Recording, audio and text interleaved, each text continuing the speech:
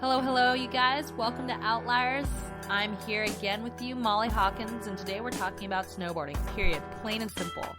And I feel very lucky to be joined by Blue Montgomery, a former pro snowboarder in his own right, and founder and owner of Capita Snowboards, and probably one of the most magnificent and contagious smiles in all of human history.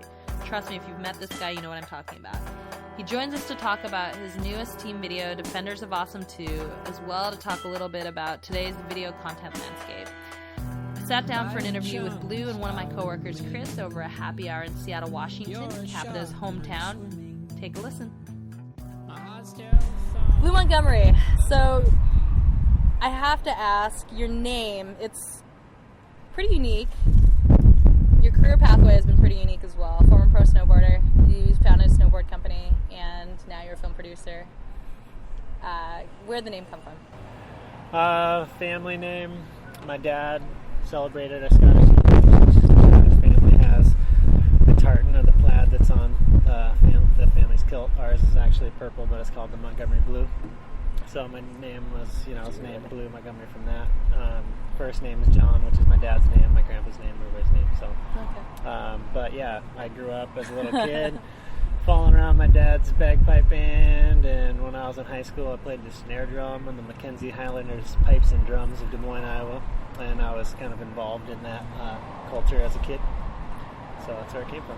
I did not see that coming. That's awesome.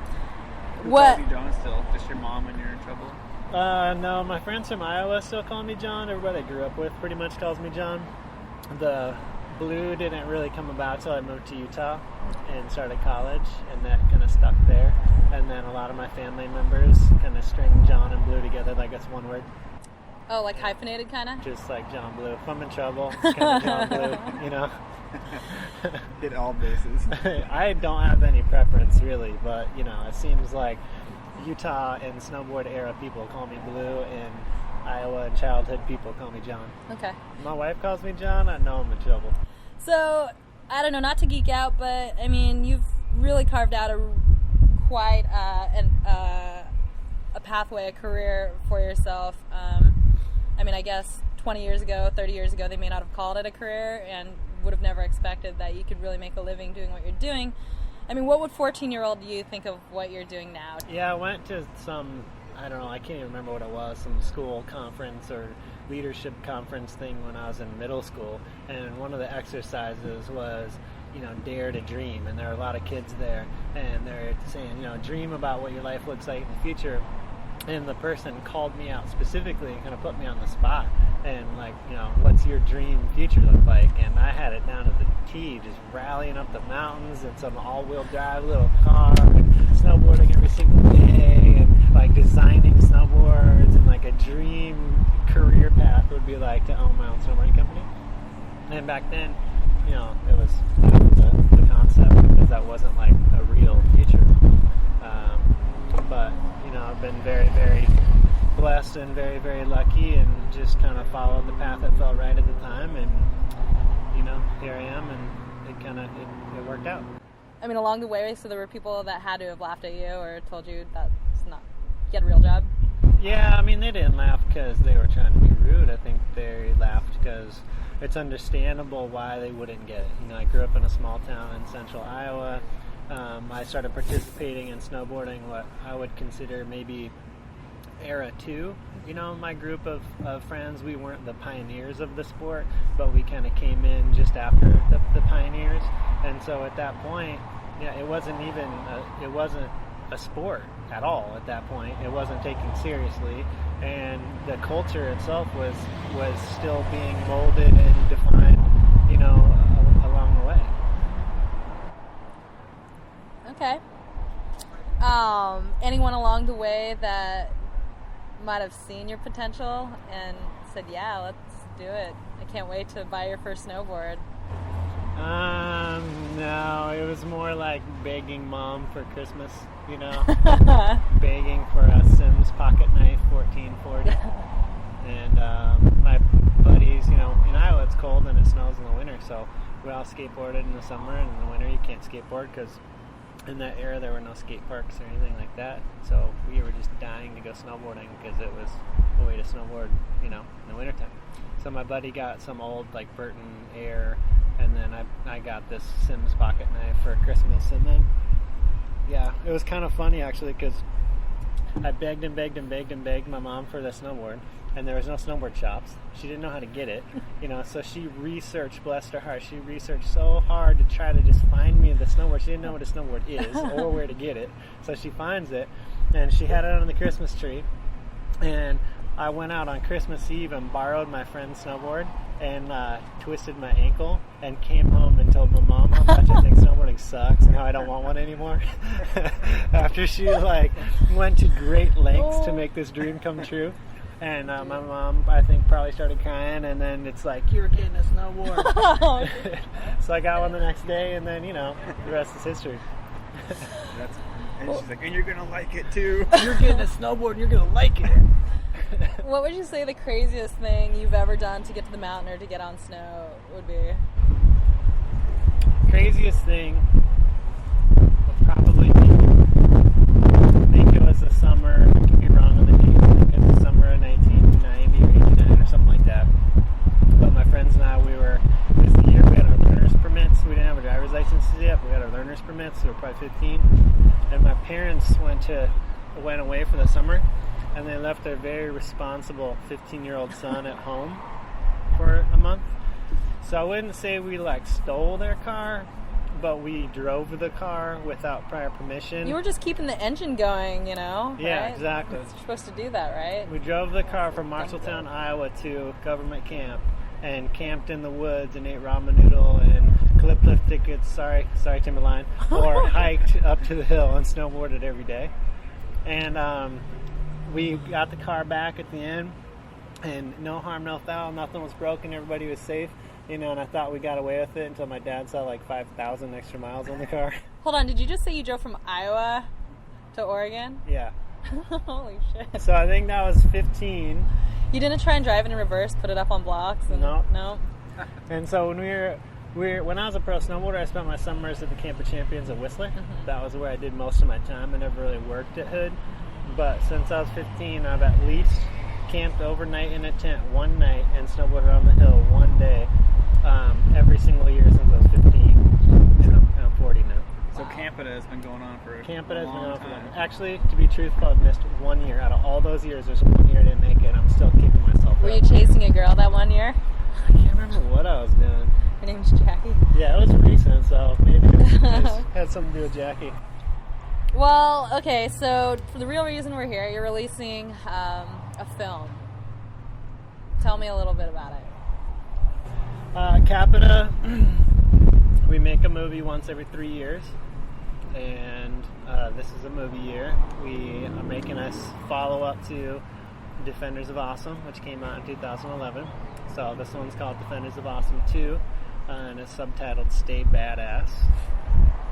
And the world premiere is this Saturday in Denver, and the Seattle premiere is at the Neptune on September 27th. So whoever's listening, I hope you can come out and join us.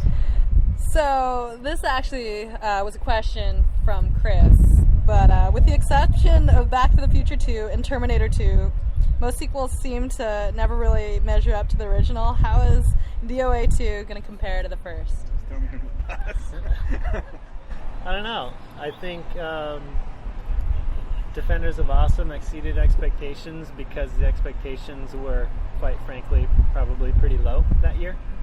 And this time around, I think the expectations are a little bit higher. So it's a challenge from that standpoint. But my honest, objective feeling is that this movie's really good. I think it's, Scott Stevens' best part of his career.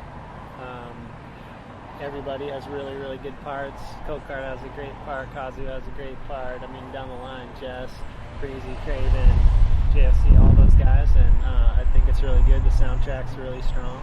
And I'm really, really proud of what we made. I really, really like the soundtrack. That was super fun to work on. It's a lot different than the first one. What can we expect in it? Can you give us a vibe? Yeah, just a vibe? Movie called Stay Badass. What kind of music do you think is going to be in it? Okay. No, it's really good, and I don't know. I can't pick out one particular moment from a snowboarding perspective because everyone did so well. From a project standpoint, I'm really proud of how everybody overcame the adversities of the year, because that's something that the viewers don't see. You know, to them, the details don't matter. They just want a movie that's sweet, and they don't see the challenges along the way, and the injuries, and you know, the weather issues and the logistical issues, and like everything that you face along the way. And there were substantial challenges this year, so it was really cool to overcome some of those challenges and make a really good movie. Now, being a founder-owner of a snowboard company that also is producing a team film, you know, how involved are you in that process? Pretty involved from a producing standpoint.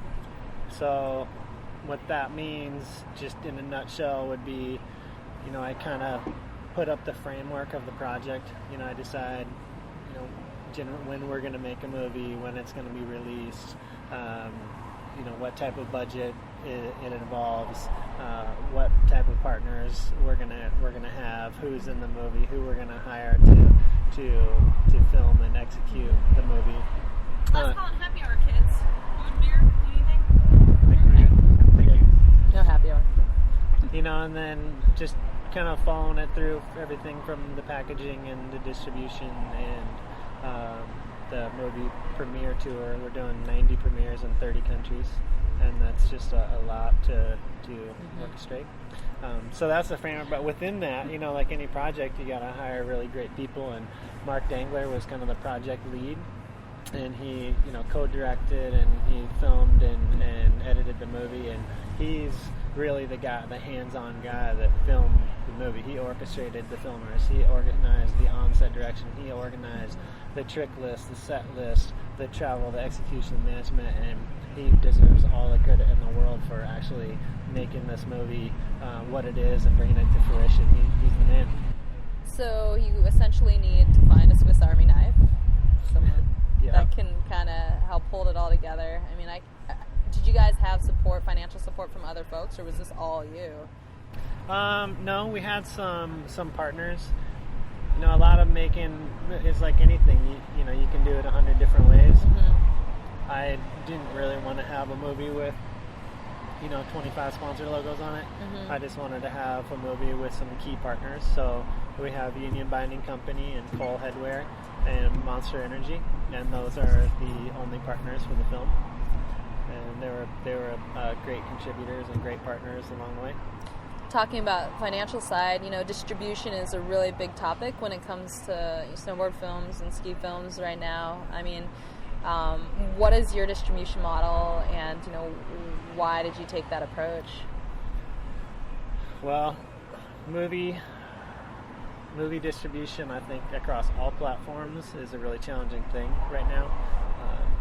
There's just a changing landscape on the products that we make, how we sell it, how we distribute it, how we get paid for it. Snowboarding is such a small market that it's really tricky because there's not a lot of available revenue outside of sponsorship dollars. Sponsorship dollars are becoming more difficult to get, and snowboard videos aren't cheap to produce. If you think about just travel alone, you know, it's an astronomical amount of money because you can never buy a 14-day advance ticket or 7-day advance ticket. You gotta buy a ticket when it's snowing. You gotta go there tomorrow. There's some expensive plane tickets going around, you know. But with our distribution model, quite frankly, we're lucky because we have a network established from our brand and our snowboards. You know, we don't only make movies. Movies aren't really even our business. We make snowboards, and we have a global distribution network and great partners in 30 countries that are excited about our films, and we can distribute through that. How do you feel about the free online distribution model versus, I mean, just, you know, looking at the marketplace right now, there's a lot of folks that are just producing, like Burton produced their film, their series they gave away the online for free, and then you have folks like Absinthe that are still producing DVDs and selling those. And I mean, what's your take on all that? It depends on what your needs are. You know, is your movie a revenue source, or is your movie a marketing expense? Mm-hmm. And the examples that you used, it's really clear. Absinthe, mm-hmm. That's their product. That's what they create for financial gain. Whereas Burton, they just have have an option like all companies do. They sell other things, so they can choose to make their movie a revenue source or choose for it to be a marketing expense. So it's kind of crazy to think how that was part of your experience. Yeah. You know, at the beginning of the season, getting all the films, and now people just kind of hop on their computers, and if they're lucky, they live in a city where the tour is coming through, so they can watch, you know, the film or go to the premiere. Yeah. But yeah. I think a big difference too is we live in a time right now where everything's disposable and all the information is here and gone in a blink of an eye, and you know, psychologically, free has very limited to no value. You know, if you get something of value for free, you might appreciate it, but you don't treat it with the same care or the same psychological respect as something that you paid full price for. And when you put a movie online for free, that's super awesome if that's your choice. But it just arrives and vanishes in a blink. And maybe it's my age, or maybe it's respecting snowboard history, but I just like the idea of a tangible thing in your hand that you can collect. You know, I don't even care the format. I don't care if it's VHS or DVD or Blu-ray or whatever, or just a code with a little link on it. To me, I just want something collectible, like in your hand, that you can keep and cherish and have some, you know, value. So Capita is a pretty hands-on company, and it's really cool to see you involved in a lot of these projects still, with all your success and fame. But how involved were your riders in the project and shaping, you know, the direction and everything, the final output? They're extremely involved, and again, I think they have to be when the reality of snowboard videos. We don't have a real plot. We don't have a real storyline of like a normal movie. You know, it's about the snowboarding and the people and the place and the tricks, and so, you know, who you include and how you present them really is what differentiates a good movie from a bad one. As simple as that. So they have to be included. You have a history of pretty crazy premieres. I've been to a couple of them. Any big plans for the premiere rollout this year? Yeah. Yep. Like I said, it's at the Neptune Theater in the U District on September 27th. And we just are working hard to create an environment that everyone can come and enjoy and have a really, really good time. I've always loved those throwback style snowboard premieres that were more of a party and a more of a community event than even actually a premiere, and that's what I want for this event. It's really not even, you know, it's sure it's a Capita movie premiere, but it's not really about Capita. It's just about the snowboarding scene in Seattle getting together and having an awesome time and being stoked for winter and just high-fiving and drinking and getting drunk if you want, or whatever, you know. I mean, I'm just, you know, that's the goal. I want to have a total blowout. Over the years, you've had a lot of musical acts at your premieres, from like early band and indie music at this year's premiere. Yeah, there is. There's a band called My Goodness that's going to play, and a lot of people that are into music in Seattle will know who they are. They're one of the biggest emerging kind of rock acts in Seattle right now. It's probably the next one to break out of Seattle, and they're super sick. Will they travel to the other shows with you? No, right now they're just scheduled to do our hometown premiere. Okay. They're from Seattle, you know, it's kind of a cool little hometown thing for music and snowboarding. You said the world premiere's in Denver? Yep. Who's going to be playing there? There are about 20 bands playing in Denver because it's in conjunction with the Block Festival. Got it. In Denver, they close off a bunch of city blocks and have this huge thing. Cool. So how many of those shows will you be at? Still working on that, but probably going to do, you know, Denver this weekend, Salt Lake City the next weekend, Seattle the next weekend, and then just keep the train rolling every weekend. And then I'm going to do a tour in England and Scotland. Cool. And then that's all I have, like, you know, penciled in at the moment, but there'll be more. That's exciting. I'm excited to see the film. You know, aside from the film project, wondering how Capita's doing. Capita's doing great. Yeah. Tell us about it. What's it like owning your own snowboard? I know. Yeah. It's kind of crazy. Do you wake up and ever pinch yourself? You're like, man, was this a dream? I feel really lucky, really blessed for sure. Just to be part of the group that we have, our ownership group, and all of our employees and athletes and reps and retailers and everybody that's involved are just great people that care a lot and are passionate about snowboarding, and so that's a blessing. The factory in Austria is something that we're very, very excited about, because we have very, very humble beginnings here in West Seattle, Washington, and now that we own one of the biggest and best snowboard factories in the world is a pretty incredible thing. For folks who are a little less familiar, can you give them an idea of scale and what this does for your operation? Well, every snowboarding company would like to send the message that they're producers, but the truth of the matter is very few people actually produce their own products. And so transitioning from a marketing and design-based company, which most companies are, and we have been for the last 14 years, transitioning from that into a producing role is a very big step and puts us in a pretty exclusive company, and also allows us to have more control of our future because we can control our product, and ultimately that's what's most important. To get geeky, does that allow you to increase your margin, your take-home, and control, of course, over the quality and all aspects of that product? Or for you, there's a financial component, but more so it's a product control. We our ownership group, we all believe that product is number one. It's the most important factor. Where we believe strongly that you can have the greatest team and the greatest marketing in the world, but if your product sucks, the clock's ticking, you have no longevity. And if you really, truly, objectively make the greatest products in the world, you don't even need marketing because the products market themselves.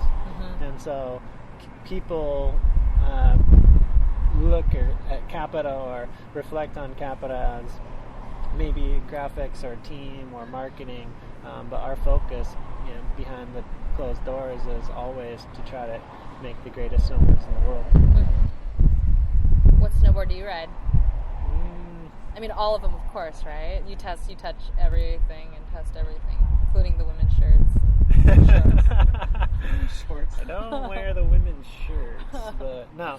I do ride most of the boards. Other than the women's boards, I do ride all of the men's boards. But my go-to board, if I'm not testing anything, I'm just going to go ride Stevens or whatever. I'll probably grab the Totally FK and Awesome. You will go buy more of those. Cool. What's coming up? I mean, what's in the pipeline? If there's anything that you could share, get people fired up and excited about the 14-15, line. We have a lot of cool stuff coming out this year. You're already in 15-16. Yeah. 16, We've designed the 15 and 16 collection already, and there's some really cool stuff there too that I can't talk about. But for 14-15, there's just some really cool, powder specific decks, and the spring break collab that we're doing with Corey Smith, and of course a lot of the versatile all mountain freestyle boards like Totally Awesome, and the Defenders of Awesome DOA series, and the Ultra Fear is really successful for us, and our ladies boards do really, really well too. Having Jessica Mira, arguably the best female pro snowboarder on the planet, definitely helps. I have to compliment you. Your women's boards have definitely taken a step up over the years, and I gotta say, I have one in my quiver. Thank you very much. Thank you for the support. Yeah, it's kind of crazy. I remember the first one I rode. It kind of rode like a guy's board. Yeah.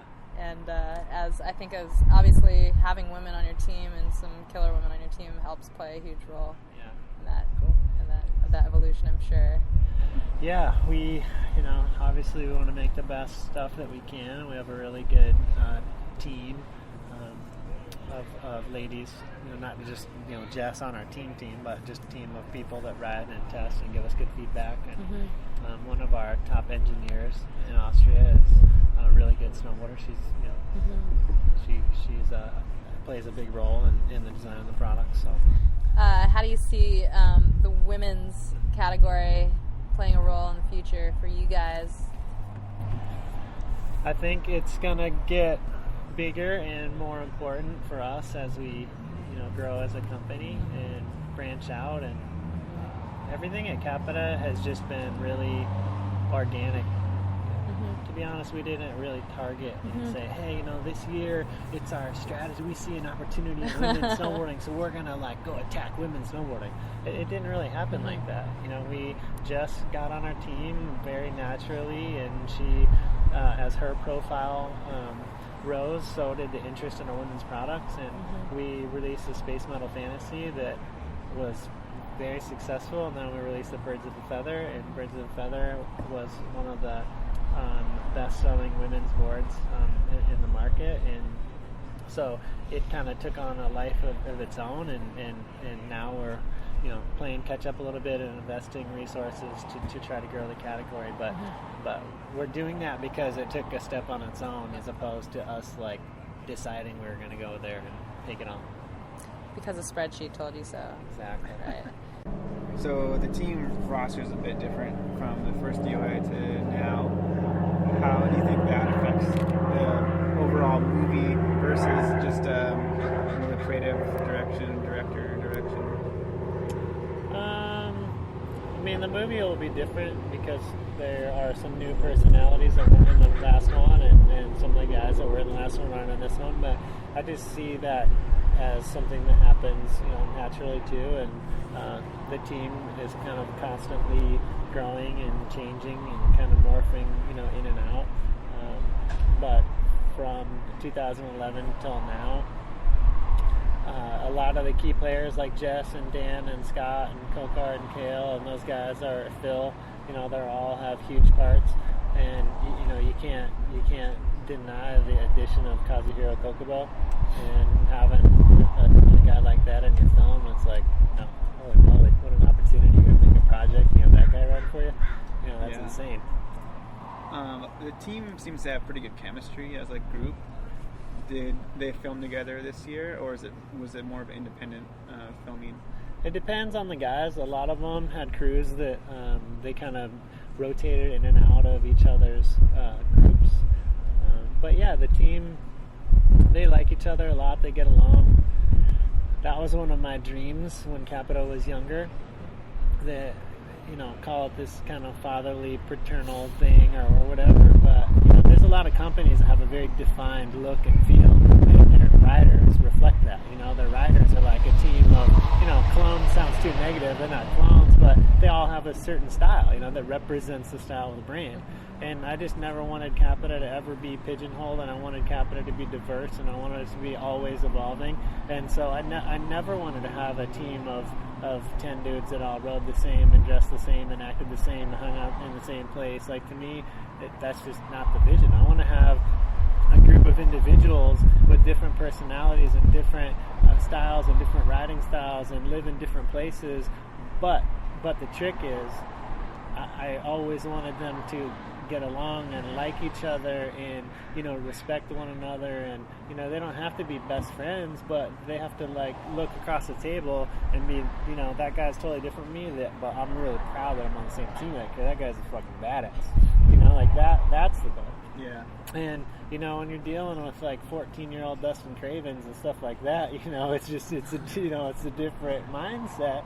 He used to drive Breezy nuts. We used to be on trips, and Craven would drive Breezy crazy, just poking him and poking him and poking him and poking him and poking him, But now they've grown up a little bit, and now they're super homies. Just the other day, I was asking Craven, I was like, hey man, you're going to go on this premiere tour, out of everybody in the team, who do you want to go with you and who do you want to hang out with? And Craven looks at me, he's like, I want Breezy. And that just made me proud, that was a proud dad moment. I was like, yes, my kids like each other. Well, those guys have both been on the team for a really long time now at this point too, right? Yeah. Yep. 10 years or something. Yeah, the Capita kids have all grown up, on the team pretty organically. I've never wanted to steal another athlete from another team. I never wanted to just, if you look at it like real pro sports or whatever, they have like a farm system, and in soccer they have academies, or baseball they have farm systems, and loose analogy, but with Capita we also do. You have your kids that ride for shops or ride for the reps or ride for distributors, and the better they get and the more visibility they get, the higher they travel up in the pyramid. And all of the Capita kids came up through our pyramid except for Kazu, and Kazu came to us, on his own, So it's pretty cool when you see these kids, that are totally unheard of, and then like Breezy, kid from Minnesota that nobody knew, and then now he has like 4 X Games gold medals and all sorts of crazy accolades. Jess the same way. Jess has been Rider of the Year how many times now? Video Part of the Year how many times now? I mean, Jess is one of, if not the most accomplished female pro snowboarder in history. I mean, I don't know the numbers if you compare it to like Tara Dakitis, but compared to non-competitive, non-Olympian snowboarders, just people that film video parts, I mean, she's up there with the greats, or the greatest of all time at this point. I'm going to try and let you go, but if you can leave listeners with the one most valuable piece of advice that perhaps has been shared with you that you can impart and share with them, what would it be? Piece of advice? I don't know. I don't really have any advice. I guess just a real reflection that entrepreneurship is something that anybody can do. And when we started Capita, I didn't know what I was doing. I was 26 years old, quit my job, bought a house, and started a company the same month. Rolled the dice. I think the key is you're gonna find roadblocks, and you just got to get over them. Simple as that. I think entrepreneurship on any level or business is really very, very simple. There's 2 things. You got to be able to identify an opportunity, and you have to be able to follow through and execute on that idea. That's it. And there's so many people in life that we know that can't see an opportunity if it's right in front of their face. They can't see $20 million if it was 2 inches from their face. They're looking around at, what are you talking about? Where's the $20 million, And then there's some people that can see the opportunity, but they just can't pull the trigger for whatever reason. There's just excuse after excuse after excuse why they can't do it. And I think the movers and shakers and entrepreneurs and the doers of this world, they can see the opportunity, and they might not know how to execute, but they figure it out. They just do it. So you don't need anything. You just have to have the willingness to figure it out. That's amazing.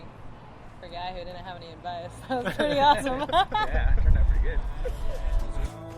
All right, that's it for today, you guys. Thanks again for joining as we talk to Blue Montgomery from Capita Snowboards about his new video, as well that changing landscape of video content. It's something that's not just limited to snowboarding. It's crossing and spanning every industry. For more on Capita Snowboards and Defenders of Awesome 2, visit our website, outliersproject.com, and be sure to go check out one of the premieres as it hits a city near you this fall. Thanks again, you guys. Talk to you soon.